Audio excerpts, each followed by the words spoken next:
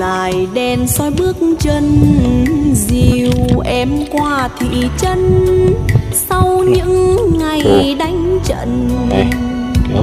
Đưa nhau về đây chân quen đã soi, nên ngại đêm tối xa lầy vùng má quái liêu trai.